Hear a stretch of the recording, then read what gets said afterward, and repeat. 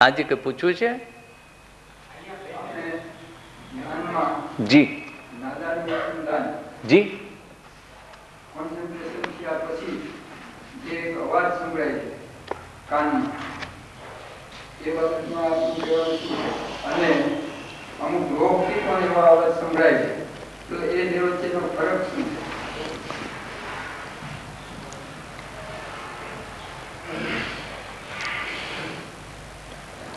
મેં યોગ સૂત્રમાં કયા કયા અવાજો શા માટે સમજાય છે એ મેં સમજાવેલું છે. એ જરા શાંતિથી પાછું વાંચશો ને તો સમજ પડશે. માણસ જો કોઈ યોગ ન કરે ને, કશું ન કરે, 3 સ્ટેપ પણ ન કરે. હવે હું એક દાખલો આપું. હું મારી ઉંમર હશે 14-15 વર્ષની, 7-8 વર્ષથી 3 સ્ટેપ કરી રહેલો ગુરુદેવની કૃપાથી. એક રવિવારે મારા ફાધરને મેં સૂતેલા જોયા અને એ 3 સ્ટેપ કરી રહ્યા હતા. તો હું બેસી જોતા એને જોતો કે જાગે તો પછી પૂછું. એવું થયા તો મેં કહું કે બાપુજી આ 3 સ્ટેપ ક્યાં શીખ્યા? તો કે 3 સ્ટેપ શું હોય વળી? મેં કહું બ્રીધિંગ. તો કે બ્રીધિંગ ક્યાં શીખવા જાય બાપુ? એટલે કાંઈ પણ ન કરો ને, રાધે કૃષ્ણ કરો ને તો બી પામી જવાય છે. પણ રાધે કૃષ્ણનો રસ્તો સહેલો નથી. એ બહુ જ ડિફિકલ્ટ રસ્તો છે. તેથી આપણે થોડો સરળ રસ્તો બ્રીધિંગનો લઈએ છીએ. અને જ્યારે બ્રીધિંગ કરીને રિફાઇનિંગ કીધું, ફેઝ કીધું, સ્ટેપ કીધા,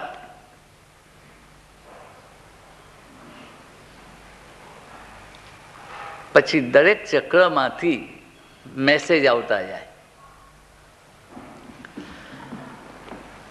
આ મેસેજ જે છે એને આપણે કોમ્યુનિકેશન કહીએ. એ કોમ્યુનિકેશન જે છે ને એની લેંગ્વેજ નથી, એનો કોડ આવે છે, એની લેંગ્વેજ નથી.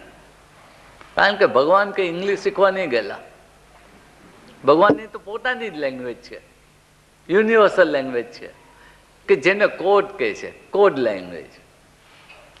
એ કોડ જ્યારે એક એક ચક્રમાંથી સમજતા થઈએ ત્યારે ભગવાનના બધા કોડ સમજી શકીએ, વાંચી શકીએ. જ્યારે અવાજ આવે છે ને કાન પર, એ કોડ છે, પણ હજુ સંપૂર્ણ કોડ આપણને સમજ પડ્યો નથી, એટલે ખાલી અવાજ જ લાગે છે.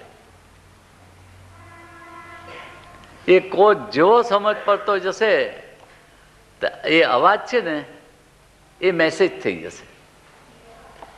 સમજી ગયા ભાઈ? એ અવાજ મેસેજ થઈ જશે. જ્યારે કોડ સમજ પડી જશે તારે ચાલુ રાખજો જે કરતા હો તે. એ કોડ મેસેજમાં જે દિવસે થશે ત્યારે સમજ પડતું જશે. યોગી મુનિઓને કોને 3 સ્ટેપ શીખવેલું છે? એ મહર્ષિઓ કયા 3 સ્ટેપ કરવા બેઠેલા? એ લોકોએ 3 સ્ટેપનું જ્ઞાન મેળવ્યું. માટે બંને રસ્તે જઈ શકાય છે. આપણા જેવા સાધારણ મનુષ્ય 3 સ્ટેપને સાધનાથી જઈએ ત્યારે એ લોકો ડાયરેક્ટ શક્તિથી નીચે આવે. સમજી ગયા ને? બંને રસ્તા છે. પણ આપણે માટે, સામાન્ય મનુષ્યને માટે આ 3 સ્ટેપ છે, રિફાઇનિંગ છે, આમ સ્ટેપ બાય સ્ટેપ જવામાં ફાયદો છે. કારણ કે બાળક પહેલે ફસવે છે 4 પગે, પછી આમ પકડીને ઊભું રહેતા શીખે છે, પછી આમ આમ આમ કરીને એક એક પગલું લેતા શીખે છે, પછી ચાલે છે, પછી દોડે છે, પછી ઓલિમ્પિક રેકોર્ડ તોડે છે. એમ આસ્તે આસ્તે જવાનું છે. સમજો?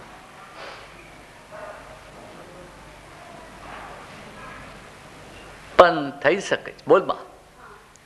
અષ્ટાંગ યોગના જે યમ નિયમ પ્રત્યાહાર અને એ બધા જે ખ્યાલો છે એ આ બધું કરીએ ત્યારે આચારમાં મૂકવાની જરૂર ખરી કે કાંઈ? બહુ સારો સવાલ. બેસ. અષ્ટાંગ યોગ 8 સ્ટેપ્સ, યમ નિયમ,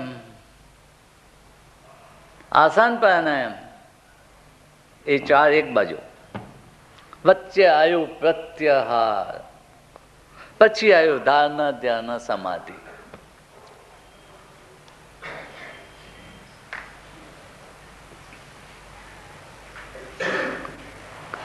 યમ નિયમ ને ઘરે મૂકી દે અને લોક ધ્યાનમાં બેસી જાય. એ કેમ થઈ શકે?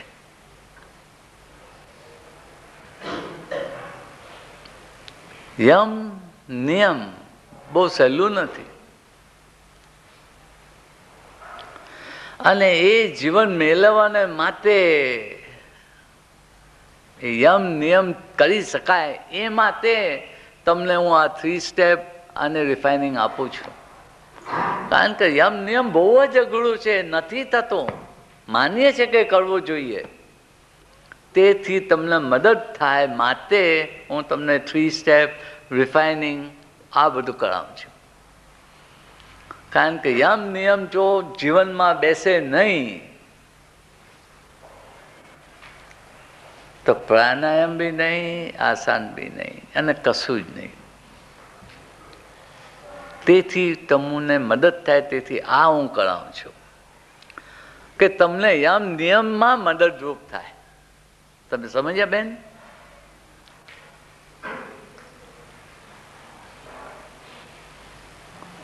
આસન પ્રાણાયામ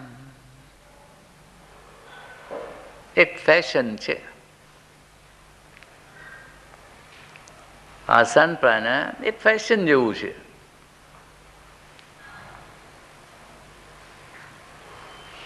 ચોર્યાસી આસન છે, 84 પ્રાણાયામ છે. 84 આસન કરતા મેં જોયા છે કોઈકને, કોઈક આયંગર જેવાને. 84 પ્રાણાયામ કરતા શું, પણ એક સિંગલ બી પ્રાણાયામ કરતો મેં કોઈને જોયો નથી.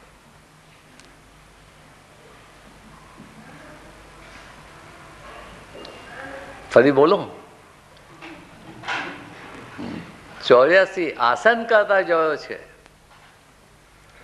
પણ 84 માંથી એક બી પ્રાણાયામ કરતો મેં જોયો નથી. પ્રાણાયામ, પ્રાણાને કંટ્રોલ કરી, ડાયરેક્ટ કરી અને પરિણામ મેળવવું, એનું નામ પ્રાણાયામ. કે બ્રીધિંગ એક્સરસાઇઝને પ્રાણાયામ ન કહેવાય. એટલે પ્રાણાયામ કરતો મેં જોયો નથી કોઈને. પ્રાણાયામના નામે બ્રીધિંગ કરતાને જોયા છે. એટલે આસન પ્રાણાયામ એ પાછું બહુ ડિફિકલ્ટ છે. અને સૌથી ડિફિકલ્ટ તો આવે જ પ્રત્યાહાર. પ્રત્યાહાર એટલે શું? પ્રત્યાહાર એટલે શું?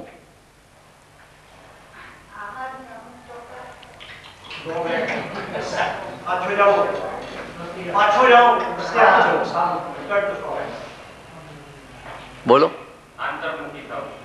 બોલો બોલો, બોલ્યા જ કરો, બોલ્યા કરો, બોલો.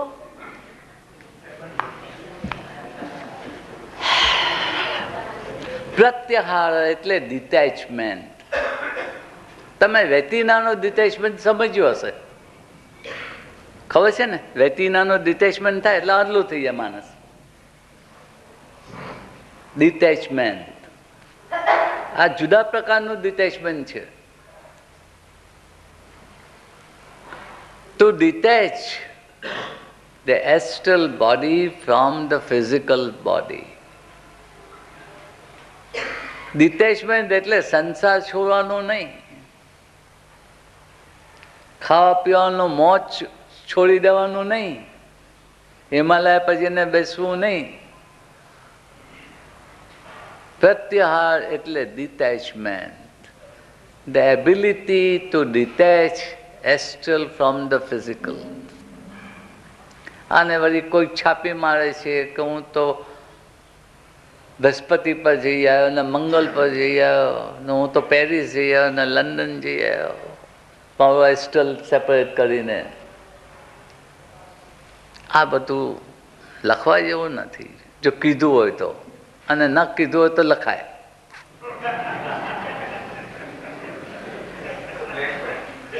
આ બહુ અંગતની વાત છે. This is a very private thing. જ્યારે તમે ભગવાનને માગો છો તે દિશામાં ધસી જાઓ છો. એક બે યંગ લવર્સ હોય ને, એ કોઈને જાણવા દે છે પોતાની વાત? કેમ છુપે છુપે મળે છે? આ તમારા ભગવાનની સાથનો લવ અફેર છે. શું સમજ્યા? એ તમે ત્રીજાને કેમ કહી શકો? આવી રીતે જો તમારો પ્રેમ ન બેઠો હોય તમારા ભગવાનને માટે, તો તમારો પ્રેમ ક્યાં ગયો? આ બહુ અગત્યની વાતો છે. અને હું પેરિસ ગયો ને લંડન ગયો એસ્ટ્રલ બોડીમાં, એ સ્ટુપિડિટી છે. મેં કાંઈ કીધું છે એ મારું બહુ પ્રાઇવેટ છે. હું લવમાં છું, મને કોઈને કહેવું નથી કોની સાથે લવમાં છું તે. જ્યારે એવા ધગસથી જ્યારે ભગવાન માટે પ્રેમ ઉત્પન્ન થાય છે ને, ત્યારે મનુષ્ય પ્રત્યાહારની સ્ટેજ પર આવે છે. અને ધારણા ધ્યાના સમાધિ તો બહુ દૂર છે, બહુ દૂર છે. અને લોકો વાતો કરે છે ધ્યાનની, તેને કે સિનેમા જોઈ આવે અને તેની સ્ટોરી કોઈને કહેતા હોય તેવી વાતો કરે છે. આ બહુ સિરિયસ વસ્તુ. આ એટલી બધી સિરિયસ વસ્તુ છે ને એટલી બધી પ્રાઇવેટ છે કે એ અનુભવ તો આમ બહુ સાચવીને દાબીને રાખવો પડે છે. એમાંથી જે કંઈ મેળવો એ ભલે તમે દાન કરી દો, પણ આ જે પ્રાઇવેટ જે તમારો જે એક્સપિરિયન્સ છે ને એને બહુ જ શાંતિથી રાખો. એ વાત કરવા જેવો નથી. એમાંથી જે જ્ઞાન મળ્યું હોય, એમાંથી જે શક્તિ હોય એ ભલે આપો બીજાને. તમારી સાધના બીજા પાસે કરાવો, પણ તમારા એક્સપિરિયન્સની વાતો નહીં કરો. જો તમે તમારો એક્સપિરિયન્સ થયો કે હું મંગળ પર ગયો ને ચંદ્ર પર ગયો, એટલે બકવાસ, હેલ્યુસિનેશન, બીજું કાંઈ જ નહીં. કોઈકને લાઈટ દેખાય, કોઈને કૃષ્ણ દેખાય, કોઈને રામ દેખાય. આ બધા રામ ને કૃષ્ણ શું રસ્તે ફરતા છે કે તમને આવીને દર્શન આપે?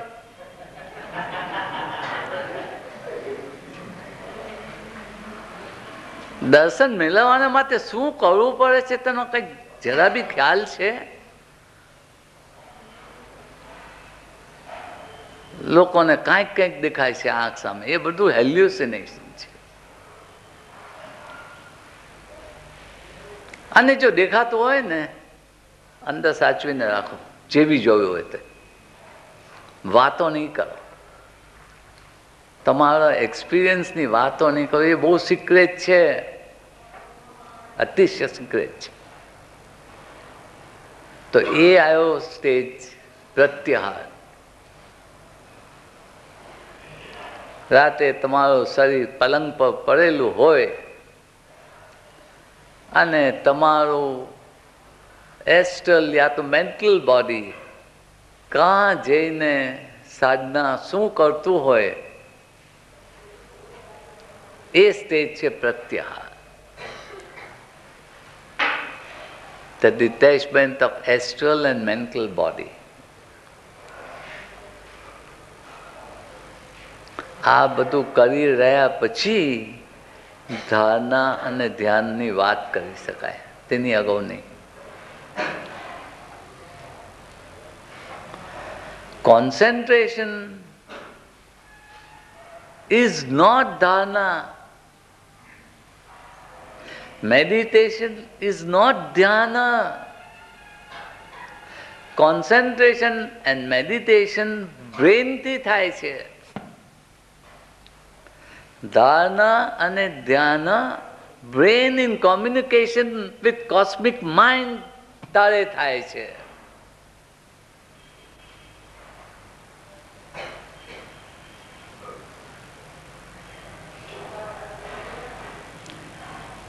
ખૂબીની વાત તો એ છે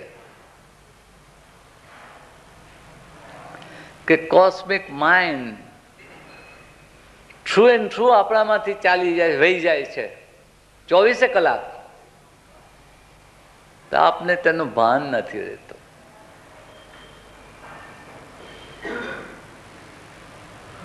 ભગવાન તમારી ઉપર કોસ્મિક માઇન્ડ ધોધમાર રેડી દે છે તો તેનું આપણને ભાન નથી.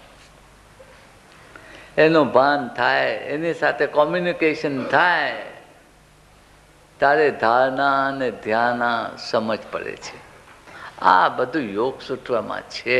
દરેક ચીજ છે યોગ સૂત્રમાં. શું નથી હું વિચારું છું કે શું નથી.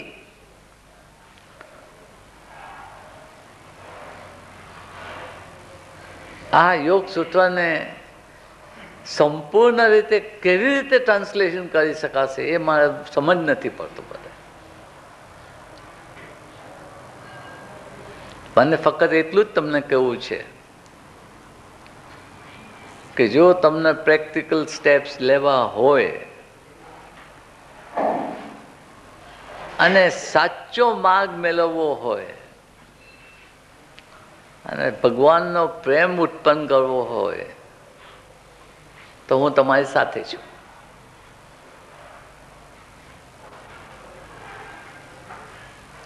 પણ તમે જાણો કે આપણે અહીંયા બેઠા, મળ્યા, ખાધું પીધું, છૂટા થયા, એ સોશિયલ ગેધરિંગને માટે હું નથી.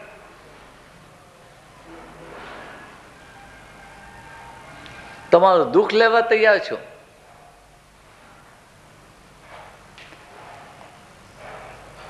તમને દરેક રીતે મદદ કરવા તૈયાર છું. પણ ખાલી વ્યવહારની વાતો માટે હું રાજી નથી. ખાલી ઇન્ક્વિઝિટિવલી કંઈક જાણવું હોય તે માટે હું રાજી નથી. તમે જો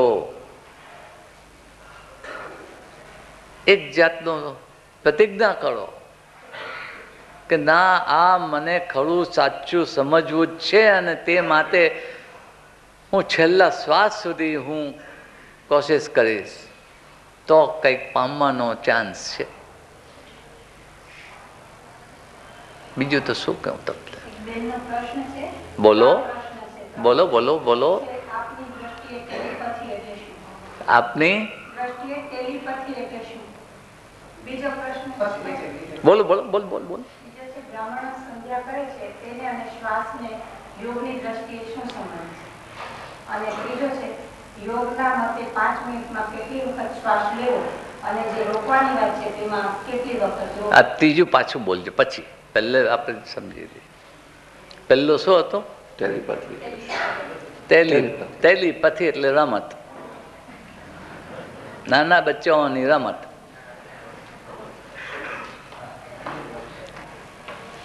આમાં જ લોકો જિંદગી પૂરી કરે છે. નવું લાગે કંઈક એટલે કરવાનું. ટેલિપથી થઈ શકે છે, ઇટ્સ અ ફેક્ટ. પણ ટેલિપથીનો ખરો મિનિંગ કોમ્યુનિકેશન બિટવીન ટુ બ્રેન્સ. જેવું કે તમે અહીંયા રિસીવર ઉચક્યું ને ડાયલ કીધું કે ત્યાં રિંગ વાગી અને ત્યાં રિસીવર ઉચક્યું અને વાત કીધી, એ ટેલિપથી. પણ ટેલિપથી એટલે ઇટ ઇઝ અ મેથડ કે જેથી દર વખતે રિસીવર ઉચકીને નંબર માર્યો એટલે નંબર જાય છે. આ ટેલિફોનની અંદર એંગેજ તો ના આવવો જોઈએ. આ ટેલિફોનમાં તો 199 વખત એંગેજ જ મને બનાવવાની જ વાત છે. કોઈ બ્રાહ્મણ સંધ્યાની ખરી પૂજા કરી શકતો નથી, કોઈ નથી કરતો. જે કરે છે તે ગુપચુપ એકલા જ કરે છે. સમજ્યા? આ બધું ઠીક છે, સમજ્યા? આ બધી વસ્તુઓ આપણને ખોટે રસ્તે લઈ જાય છે.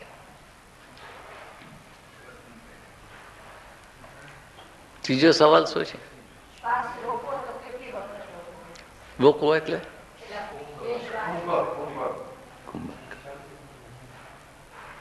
1 2 3 રોકો 1 2 3 ખાલી 1 2 3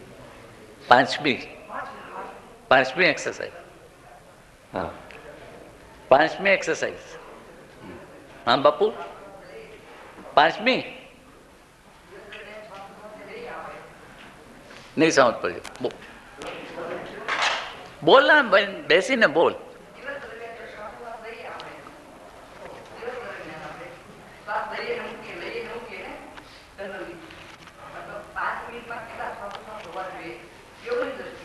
પણ એ તો હું સમજાવી રહ્યો છું.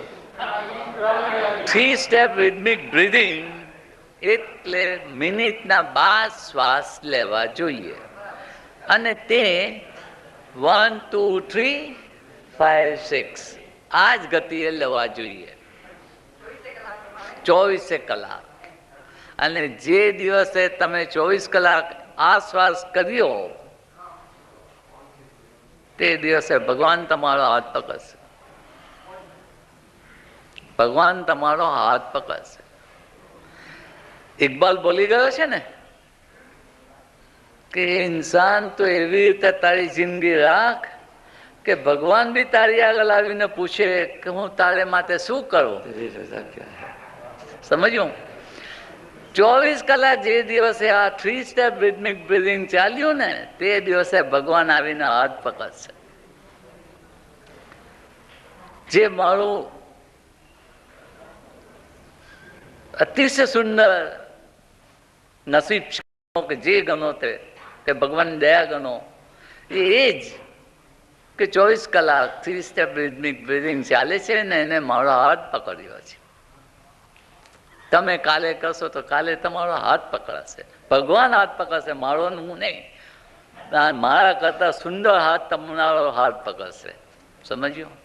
પણ 3 સ્ટેપ બેસાડીને જો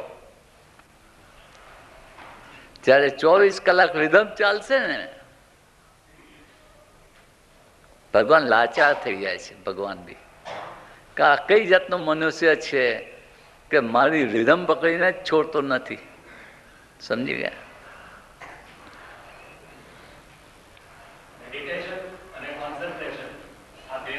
નહીં સમજાવ્યું. What is the difference between meditation and concentration?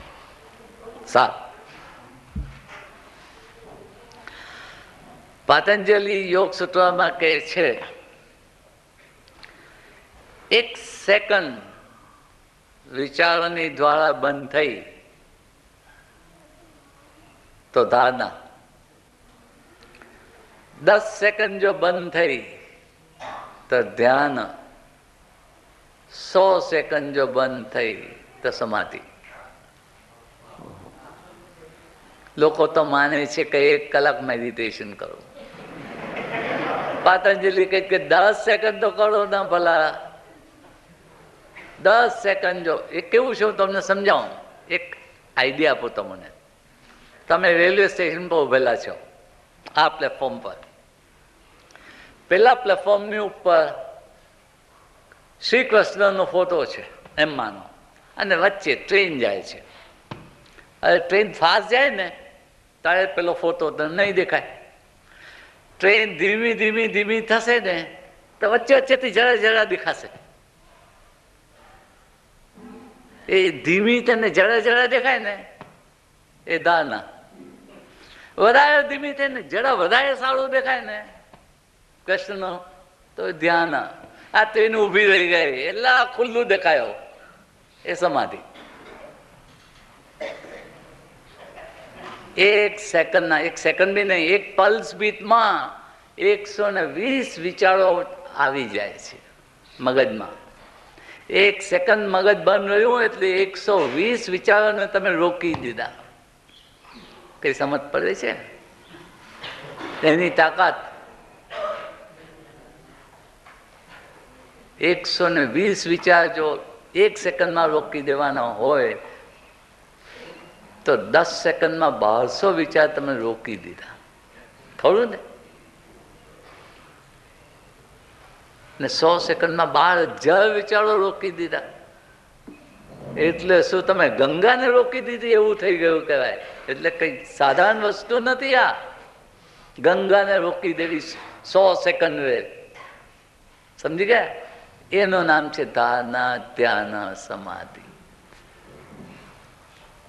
અને 1 કલાક જો તમે મેડિટેશન કરતા હો તો ભાઈ મને શીખવું પડશે તમારી પાસે. અહીંયા તો 10 સેકન્ડના બી વાખા છે. સાચું કહું છું. બોલો.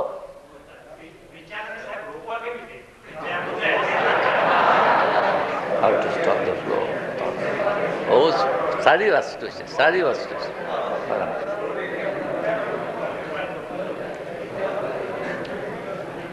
આ ખુરશી છે ને, હું જોઈ શકું છું ને એટલે ખસાડી શકું છું ને, પણ જો ખુરશી દેખાતી જ નહીં હોય તો શું કરું? એને કાંક શું કરું છું? એને પહેલે તો વિચાર જોવાની શક્તિ ઉત્પન્ન કરવાની છે બેટા. સમજો? યોગ સૂત્રમાં શું શીખવે છે? જે 1 સેકન્ડના 120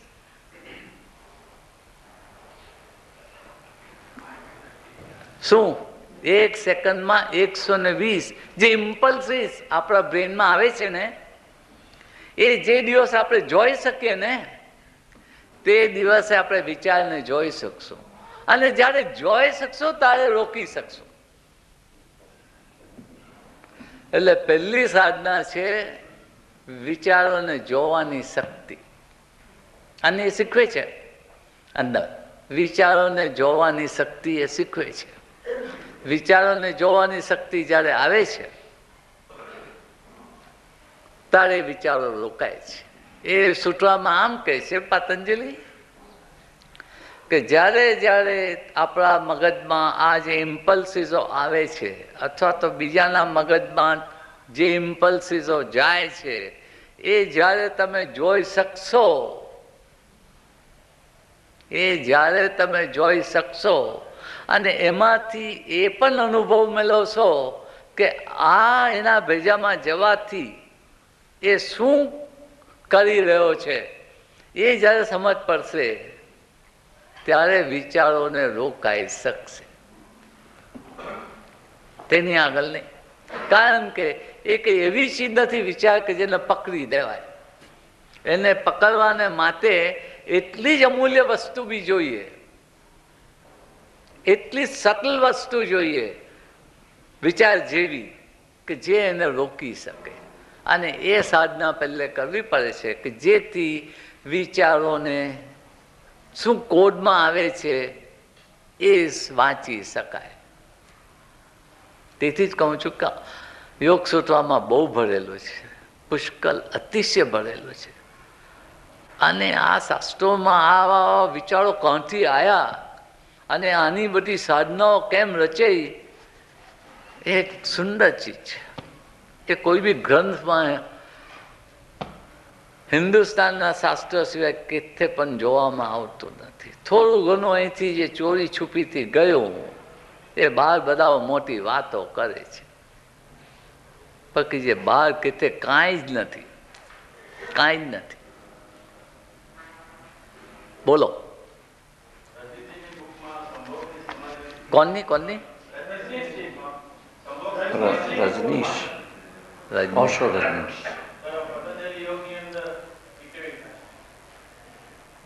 શું Rajneesh has talked about. હા તો શું બોલે છે તે તો મને. હા, Patanjali has he talked about Sambhog Samadhi? સંભોગ એટલે શું બાપુ?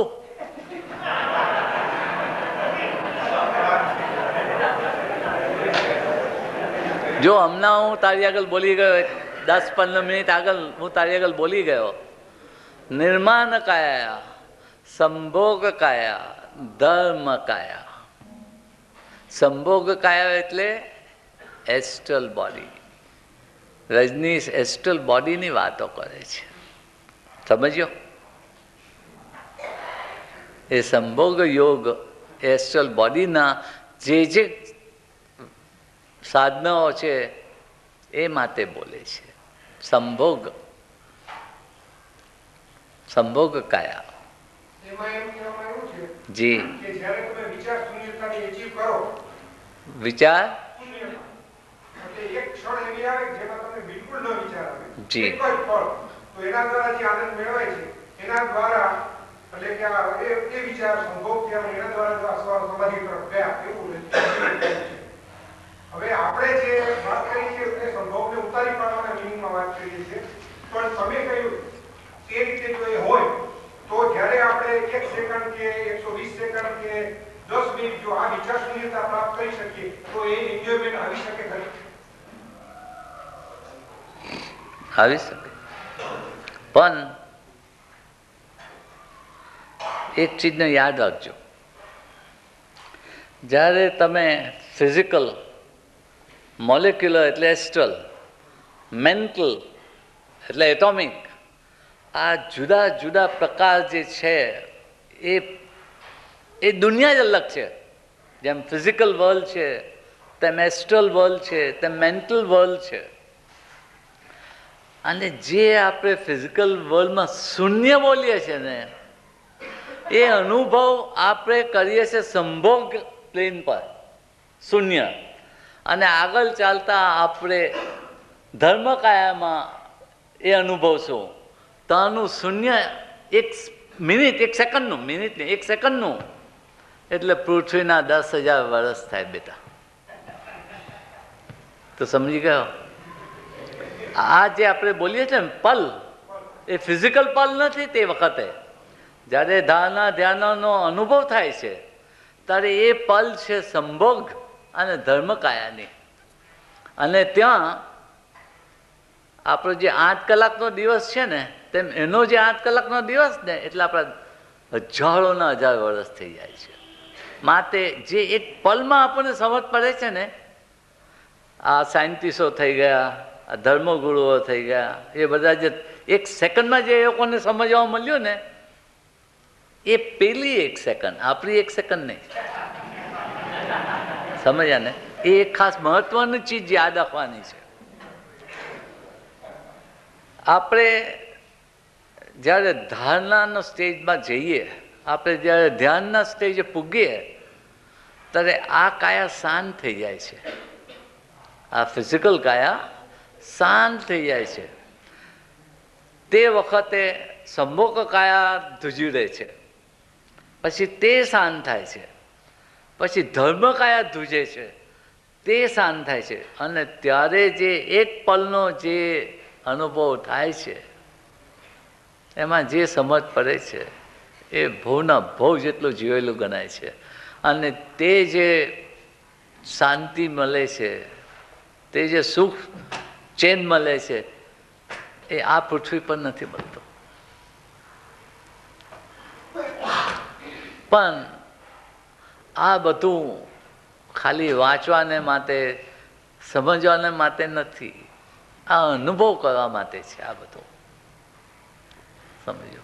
તેથી હું કહી રહ્યો છું કે આ બધી ચીજનો અનુભવ કરવાની જિજ્ઞાસાએ અને સંપૂર્ણ જોશથી જો તમને આગળ ચાલવું હોય તો જઈ શકાય,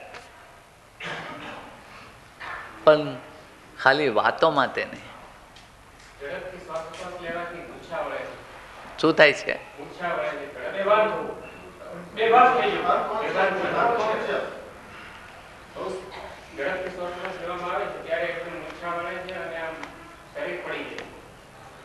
શું પડી જાય છે?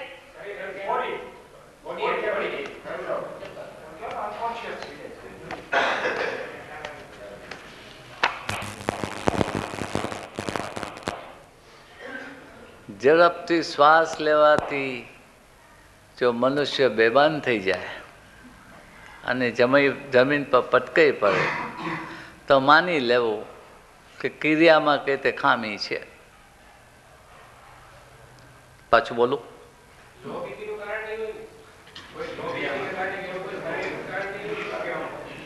જો જોથી શ્વાસ લેવામાં આવે અને જો આપણે અનકોન્શિયસ થઈ જઈએ અને જો શરીર પટકાઈ જાય તો સાધનામાં કેતે ખામી છે. સમજી ગયો? બતાવનાર ભૂલ કરી છે અથવા સમજનારે ભૂલ કરી છે. નહીં તો શ્વાસ ઝડપથી લેવાથી આવું કશું થાય નહીં. તો મિનિટના 7 લે કે 70 બી શ્વાસ લે ને, વિચ ઇઝ વેરી ફાસ્ટ, તો બી આ ચીજ થવી ન જોઈએ. કિતે બી કંઈક ખામી છે.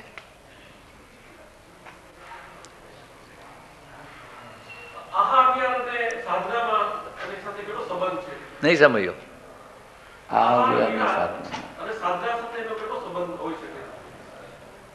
નહીં સમજો તે તો હું સમજુ. આહાર એટલે ફૂડ, પણ શું કહેવા માંગે છે મેં સમજવું છું.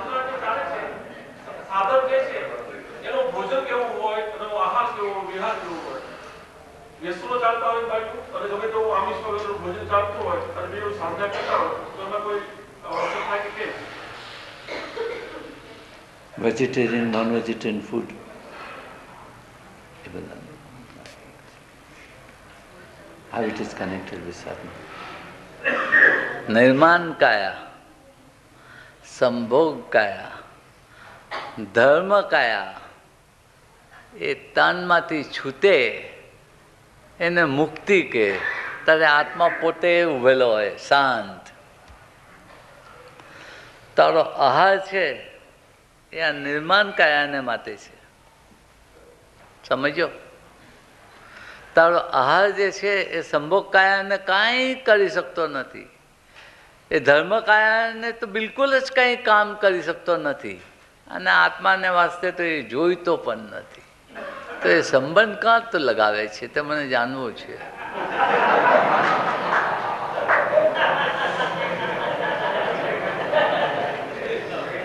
હું હીરા ખાઈ જાઉં, સોનું ખાઈ જાઉં, પથ્થર ખાઈ જાઉં, એ બધું ઇફેક્ટ આની ઉપર જરૂર પડશે, નિર્માણ કાયા પર.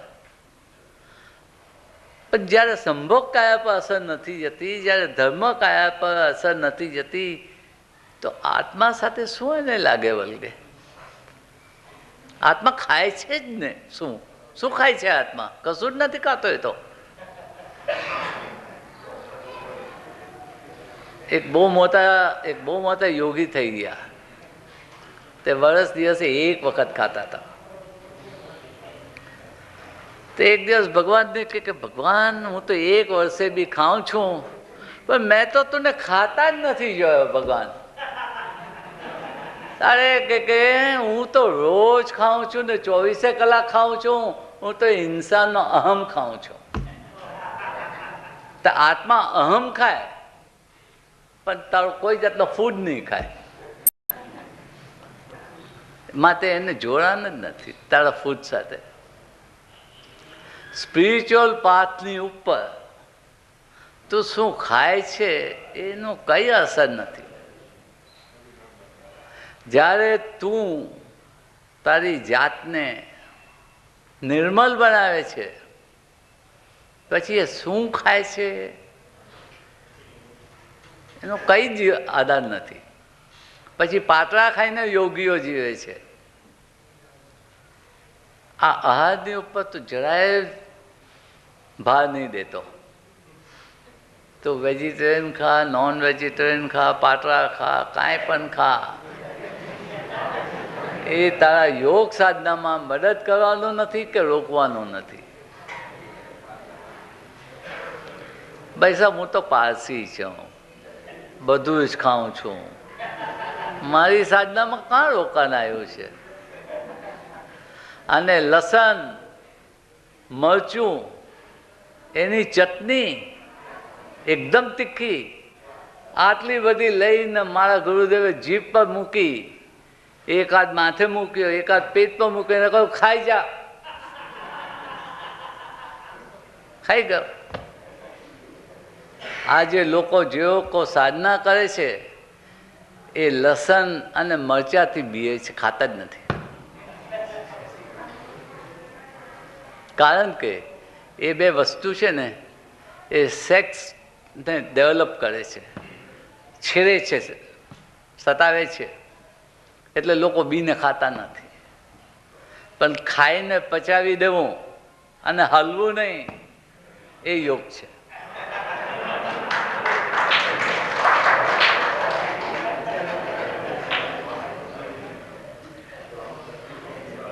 હા બાપુ,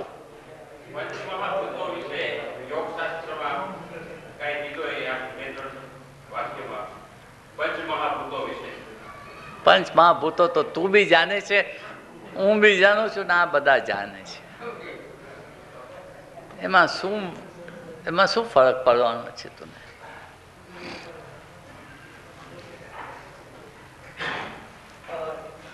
30 સ્ટેપ્સ વિશે આજે અમને આલ્ફાબેટ શીખ્યો. એના ઉપર પ્રેક્ટિસ કરવા માટે આપણે 6 મહિના આપ્યા.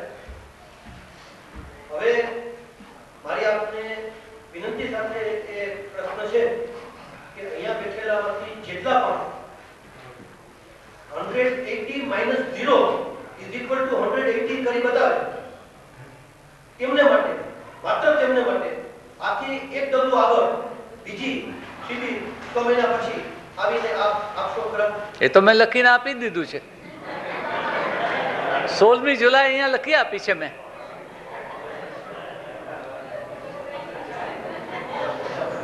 અને 180 માઇનસ 0 તો નહીં, પણ 2-4 બી માઇનસ હશે તોય આવીશ. પણ કઈક 170 તો રહે ને તો બી આવીશ.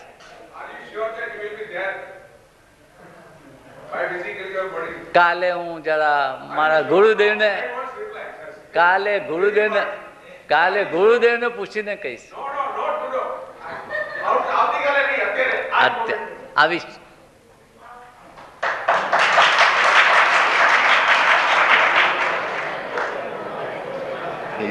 એટલું આયુષ્ય મારું નક્કી છે.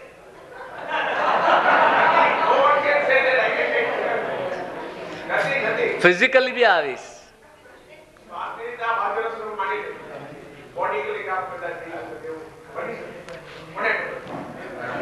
એક ચીજ માની લેજો, અને એ સાધના તમને હજુ મેં કહી નથી. જે મેં માધવપુરમાં કહી છે, જે મેં મુંબઈમાં કહી છે, જે મેં મૈસૂરમાં કહી છે, તો હજુ સુધી તમને નથી કહી. અને તમને બી મને કહેવું જ છે, કારણ કે આ પ્રશ્ન ઊભો થયો છે.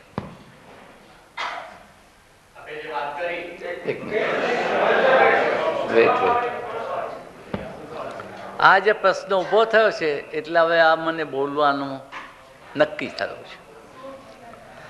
મેં મુંબઈ, મૈસૂર અને માધવપુરમાં કહ્યું છે કે રોજ સવારે 6:45 થી 7:15 હું જ્યારે બેસીશ, એમાં કોઈ બી 5 મિનિટ તમે બેસીને 3 સ્ટેપ બ્રીધિંગ કરીને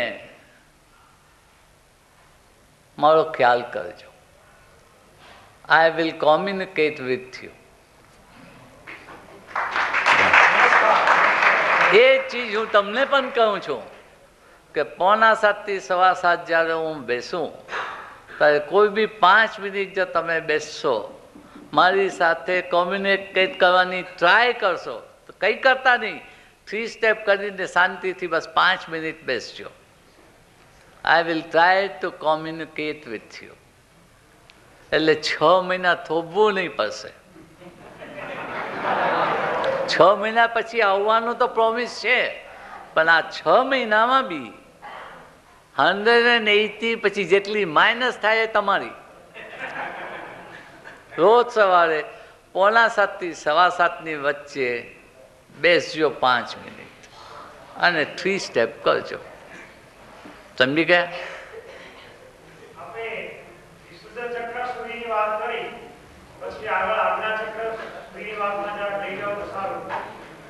એમાં સાર નથી.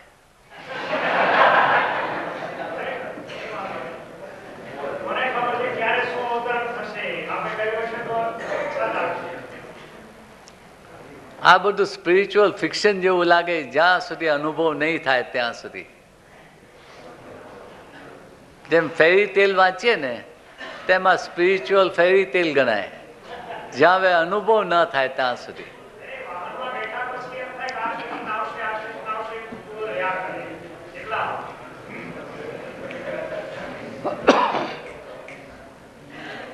થ્રી સ્ટેપ રિધમિક બ્રીધિંગ કરો અને દરેક શ્વાસે રાધે કૃષ્ણ રાધે શ્યામ.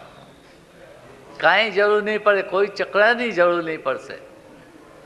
24 કલાક ચલાવો શ્વાસ, 24 કલાક રાધે કૃષ્ણ રાધે શ્યામ શરૂ કરો, બધું આવી જશે એમાં, કાંઈ બાકી ન રહે. જાતિ અનુભવથી કહું છું. બોલો. આપની સાથેની આજની મુલાકાત અથવા આપના દર્શન એ યોગશાસ્ત્ર ઉપરાંત પ્રશ્ન એવા પૂછવાનો નહીં સમજ પડ્યો. હા, કે જુદા જુદા દર્શનોમાં અને ધર્મોમાં આત્માની મુક્તિ વિશેની જુદી જુદી વાતો કરવામાં આવે છે, અને મુક્તિ થયા પછી આત્માનું શું થાય છે એ વિશે જુદા જુદા મત મતાંતરો છે. અને ઈશ્વરે આ સૃષ્ટિ રચી કે એ અંગે પણ મત મતાંતરો છે. આ અંગે યોગ શાસ્ત્રમાં બહુ સંક્ષેપમાં. તો દિવસે તડકામાં ઊભો રહે અને તારો છાયો જો પડે ને, એટલે એનેથી મુક્તિ મેળવવાની ટ્રાય કર.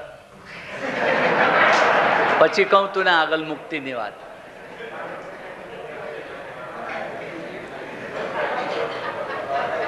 પછી બધું સમજાવું.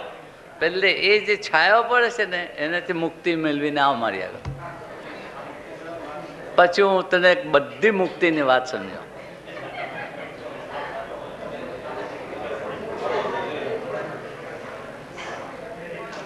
આ બધી વાતો છે, અને તે દૂર રહે શાંતિથી.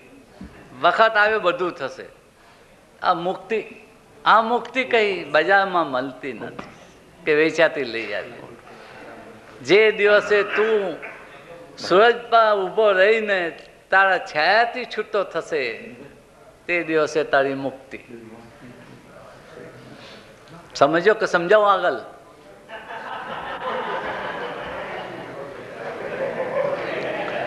તારી આ કાયા છે ને તે એટલી નિર્મલ થઈ જશે કે સૂરજનો કિરણ તારી આરપાર ચાલી જશે ને છાયો બી નહીં નાખશે.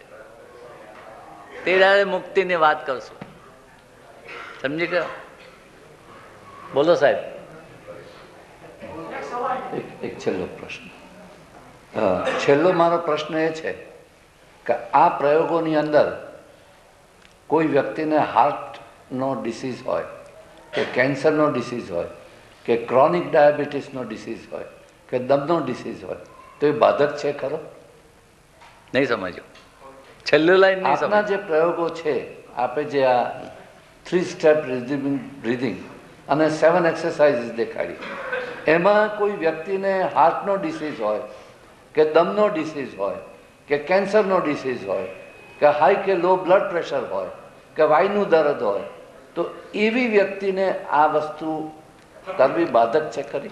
આમાં બેઠેલા ઘણાઓને આમાંની કાંઈક ચીજ છે, એટલે જ પૂછું છું. અને જો તે છતાં બી મેં એ લોકોને કહ્યું હોય તો એ દુઃખ મટાડવાને માટે છે. નો પ્રોબ્લેમ. પણ મેં જેમ ચેતવણી આપી છે કે પહેલે 5-10 સેકન્ડથી શરૂ કરો, આસ્તે આસ્તે 15 સેકન્ડ 20 સેકન્ડ આમ કરીને 1 મિનિટ પર પહોંચવાનું છે. આવતીકાલે 1 મિનિટ પર નહીં પહોંચી જતા. સમજી ગયા ને? તો કોઈ પણ દર્દની ઉપર આ 7 મિનિટનો પ્રયોગ તમને જરૂર જ સંપૂર્ણ રીતે સારા કરશે, માની લેજો. આપણે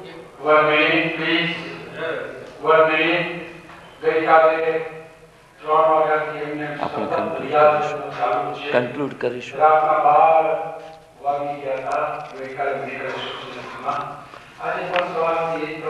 તમારે સાહેબ મારાથી બધા કેમ ને એ કંઈક મદદ થશે ને 100%. તમે આ બે ચીજ પહેલે કરો અને તું પછી જે મળતો હોય એવી કંઈક મદદ હા કરશો 100%. સટલ મદદ સવારે 6:45 સવા 7 5 મિનિટ બેસો. શ્રી અરવિંદજી આભાર દર્શન કરે અને આપણે ફરી એમને આમંત્રણ આપીને સ્વીકારે એની ચર્ચા કરીએ.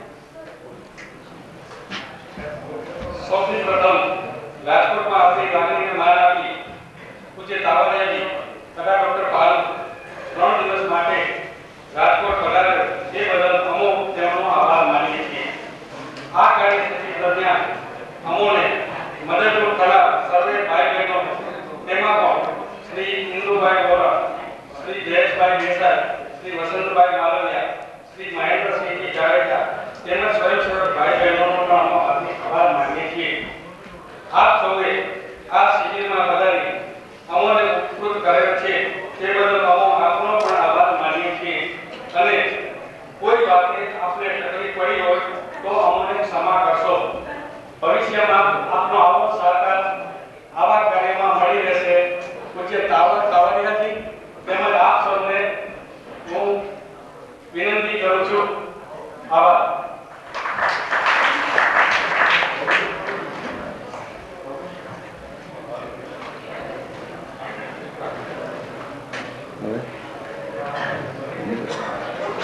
What next?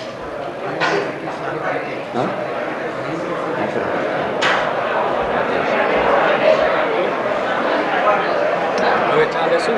હા